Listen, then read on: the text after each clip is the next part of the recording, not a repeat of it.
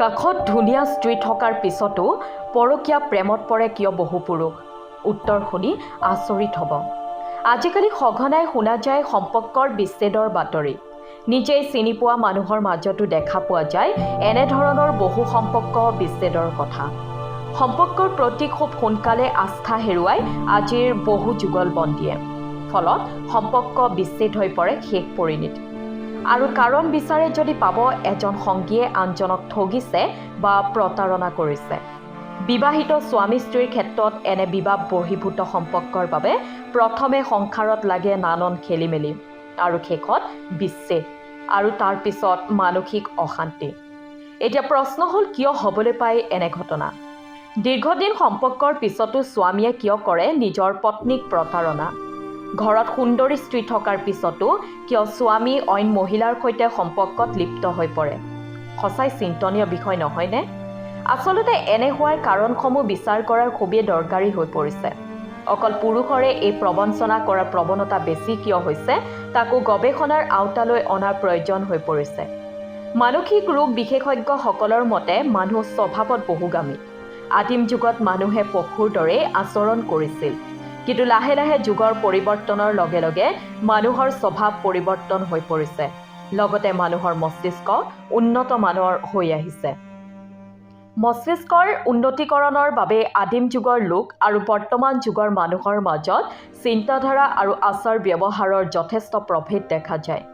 মানুহৰ মস্তিষ্কৰ সন্মুখৰ অংশটি হৈছে প্ৰি ফ্ৰণ্টেল কৰ্টেক্স, য'ৰ পৰা মানুহৰ নীতিবোধ নিয়ন্ত্ৰণ হয়। এই অংশই মানুহৰ বিচক্ষণতা আৰু মূল্যবোধ নিয়ন্ত্ৰণ কৰে।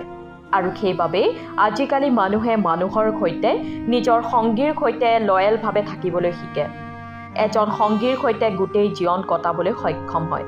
কিন্তু মানুহৰ যেতিয়া বিচক্ষণতাৰ অভাৱ ঘটে তেতিয়া প্ৰাকৃতিক চৰিত্ৰই মানুহক ডমিনেট কৰে আৰু তাৰ ফলত কোনো মুহূৰ্তত মানুহ অইন কাৰোবাৰ প্ৰতি দুৰ্বল হৈ পৰিবলৈ বাধ্য হয়।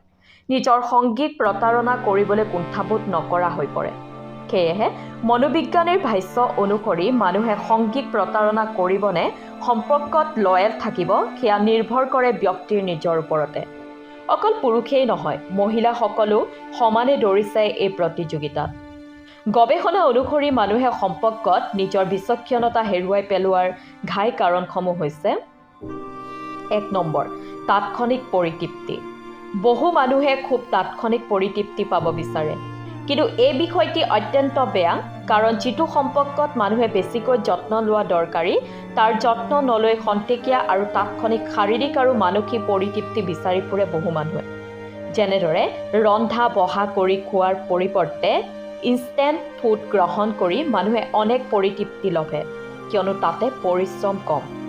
কিন্তু সেয়া হৈছে সৰ্বনাশী বীজ, কিয়নো এই অভ্যাস যি এবাৰ আৰম্ভণি হয় সি স্বভাৱলৈ পৰিৱৰ্তন হৈ পৰি এক মিঠা বিষৰ দৰে শিপাই ব্যক্তিজনৰ দেহত। ২ নম্বৰ, সম্পৰ্কত সময়ৰ অভাৱ। দাম্পত্য জীৱন খুব সুচাৰুভাৱে আগবঢ়াই নিয়া সকলো লোকৰ বাবে সম্ভৱপৰ নহয়। প্ৰথমে যেতিয়া দুজন মানুহ দুজনৰ প্ৰতি আকৰ্ষিত হয়, বিজ্ঞানসন্মতভাৱে ক'বলৈ গ'লে সেই সময়ত দুয়োৰে দুয়োৰ প্ৰতি জাগ্ৰত অনুভূতিসমূহ নিয়ন্ত্ৰণ হয় এড্ৰিনেলিন নামৰ ৰাসায়নিক দ্ৰব্যবিধৰ দ্বাৰা। কিন্তু সেই দশা অৰ্থাৎ ষ্টেজ বেছিদিন নাথাকে। ফলত ইজনে আনজনৰ প্ৰতি আকৰ্ষণ কিছু হ'লেও হ্ৰাস হৈ পৰে। সেয়ে দাম্পত্য জীৱন মজবুত কৰি ৰখাৰ বাবে উভয় পক্ষৰ ফালৰ পৰা আকৰ্ষণসমূহ সমানে ৰাখিবলৈ কিছু নিজা যত্নৰ প্ৰয়োজন। কিন্তু আজিৰ পৃথিৱী বহুজনৰ বাবে অভাৱজৰ্জৰ হোৱাৰ উপৰিও বহু মানুহ উচ্চাকাংক্ষী হয়, যাৰ বাবে বৈবাহিক সম্পৰ্কত ইজনে সিজনৰ পৰা প্ৰত্যাশা কৰা সকলো বস্তু সিজনে পূৰণ কৰিব নোৱাৰে। আৰু এই জটিল সন্ধিক্ষণত আত্মহাৰা হৈ ইজনে সিজনক গুৰুত্ব দিয়াৰ পৰিৱৰ্তে বহু পুৰুষে মগ্ন হয় তাৎক্ষণিক পৰিতৃপ্তিত। আৰু এয়া বেছিকৈ হয় সেইখিনি লোকৰ মাজত যাৰ মূল্যবোধৰ শিক্ষা নাথাকে বা প্ৰমূল্যবোধ অতি নগণ্য, যিয়ে সন্মান হানিক সংকোচ নকৰে আৰু যাৰ লাজ অতি নগণ্য। আৰু এই মূল্যবোধ বিষয়টি মানুহৰ বাল্য জীৱনৰ পৰা গঢ়ি উঠে নিজৰ পৰিয়ালৰ ৰীতি নীতি, পৰম্পৰা আৰু চাৰিত্ৰবোধৰ মাজেৰে। ৩ নম্বৰ, সম্পৰ্কৰ দৃঢ়তা। বৈবাহিক আৰু ৰোমান্টিক সম্পৰ্ক এটি তিনিটা বিশেষত্বৰে ধাৱমান হয়।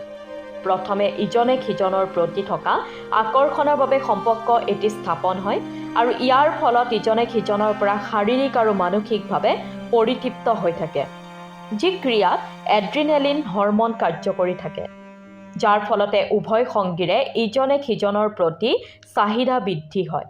এই চাহিদা ৰক্ষা কৰিবলৈ যদি সংগী সামৰ্থ্যৱান হয় তেতিয়া আৰু বেছিহে নিৰ্ভৰশীল হৈ পৰে সংগীৰ ওচৰত আৰু এই সময়ত ডোপামিন হৰম'ন কাৰ্যকৰী হৈ থাকে।